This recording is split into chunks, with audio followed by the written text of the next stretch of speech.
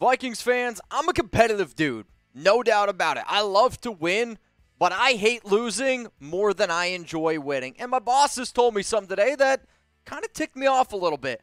Titans Today YouTube channel is catching up to Vikings Now. And if you don't believe me, we've had a lot more subs on our Titans channel than our Vikings channel. Let's stop that right now. Let's get this show going. If you are already subbed, take that link that you see below, youtube.com/Vikings Today, and send it to some fans. Let's get to 5,000 subs. That way my bosses get off my you-know-what.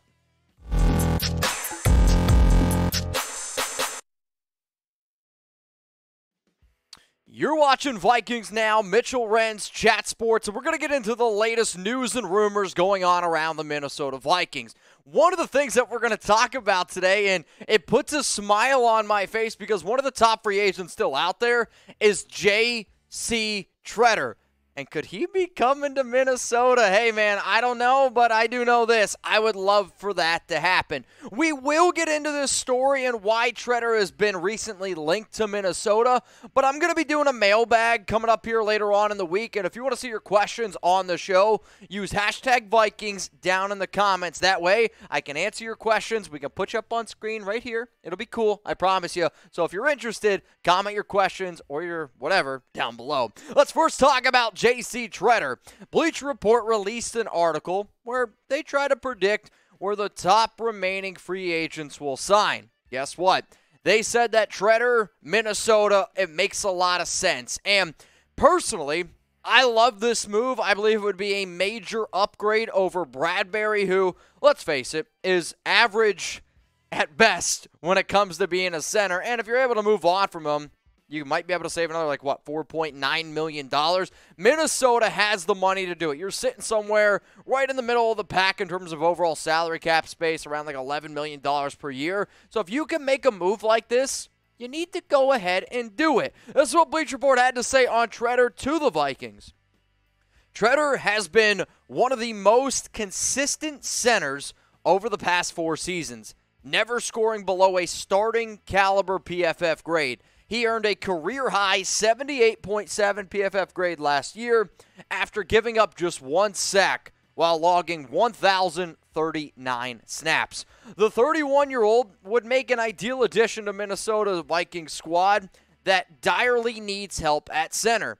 As it stands, Garrett Bradbury will likely remain the team's starter at the position for the 4th consecutive season. My take is, let's make it happen, man. PFF does a lot of stuff, and I'm not always the guy that comes up here and says everything that Pro Football Focus puts out is good. No, I don't believe that. I know actually a lot of the writers personally over there.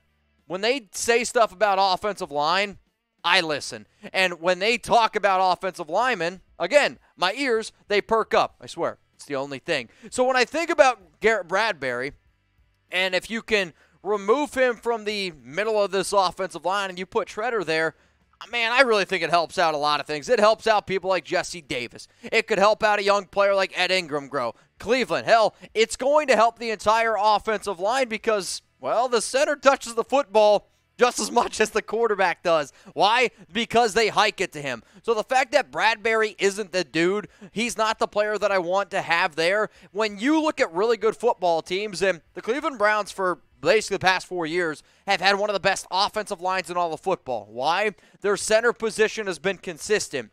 You run the football up the middle, guess what? Center, big part of that. Not only that, he's kind of the quarterback of the offensive line, and there needs to be a lot of chemistry. There needs to be a lot of continuity, which I'm sorry, I just don't see it out of Bradbury, who last season gave up 2 sacks, 6 hits, 18 hurries. His PFF run grade was 67.0. Well, what about JC Tretter? 1 sack allowed, 1 hit allowed, 8 hurries, the run grade of 74.8. I'm not sitting up here saying that, hey, Minnesota should try to bring Tretter in. They got to pay him over $10 million. No, that's not what I'm saying at all. What I'm sitting here saying is this. If you believe that Bradbury isn't the guy at center and you believe you are in a win-now situation, why the heck would you not at least pick up the phone and give JC Tretter a call? There's not a good reason. So how about this, y'all? And I anticipate every person that comes across this video to type those JCs. And it's not that I dislike Garrett Bradbury. If you had an upgrade button and you could click that upgrade button, I hope that you as a person would click it, and every person should type JC, because let's face it, man, it's got to be him. You have to pick JC Tretter in this conversation. And I can't predict the future, but I do know one thing, man. If the Minnesota Vikings sign JC, I'm going to be laughing in Will Scott's face, and I'm going to be making a video here for y'all. So hit that subscribe button. Turn on those notifications. I don't want you to miss it. And make sure the Titans channel doesn't catch us. Well, I know you guys are better fans than they are, so seriously, hit that subscribe button. We talked about JC Tretter. Well, guess what? Now let's talk about the defensive side of the football. And could A.J. Johnson be on his way to Minnesota? PFF released an article titled, "One Trade or Free Agent Acquisition Each NFL Team Can Make." They picked Johnson for the Vikings. So as it stands right now, A.J. Johnson is on Denver, and he played underneath defensive coordinator Ed Donatel. And actually, Johnson is a free agent as it stands right now. So this would be a good signing that you could go out and try to make and get yourself a little bit more depth. Johnson earned an 81.9 overall defensive grade while playing under new Vikings defensive coordinator Ed Donatel in Denver. He tore his pectoral in October, but would add another effective option to a Vikings group that already includes Eric Kendricks and Jordan Hicks. So the fact that this guy knows the Donatel defense is obviously a good thing. But on top of that, yes, it is just a depth signing. But when you have a defense that goes from a 4-3 to a 3-4, yes, your linebackers are kind of put in this position to be more of edge rushers on top of that. You need depth. It also puts a little bit more emphasis on the linebacking position. So if you could have a player like A.J. Johnson, who I'm telling y'all right now would not cost a lot of money, you bring him in, you can have him teach up some of these other players with this new regime. And I'm always a big believer it's important to have not only coaches on the sidelines, but also have coaches on the field as well. And Johnson's not going to be the best player. Hell, I don't even think he's a top 3 linebacker from the faces that I see. What I see, though, is somebody who's going to be able to come in and teach, and you need a teacher. 32 tackles, again, in limited play because of that pectoral injury. 2 tackles for loss, 2 sacks, 3 PBUs. He's not really good at anything, but he's not bad at anything either. He's a very consistent linebacker who could potentially also bring some special teams value. So after hearing that, you believe that PFF thinks that this deal should get done. I think it would be a good move. I'm not going to break the bank on the guy, but hey, you want to bring in a linebacker, gives you extra depth, knows the system? Hell yeah, it makes a lot of sense to me. So type S for sign, type P for pass, because I'm going to be looking. The final story here today is around rookie cornerback Andrew Booth Jr. And Bleacher Report released an article titled, "One Player on Each NFL Team Who Could Potentially Disappoint." I make NFL content. I've made NFL content for Chat Sports since 2017. Before I came here to Chat Sports, I made a lot of fantasy football content, started writing articles in 2015.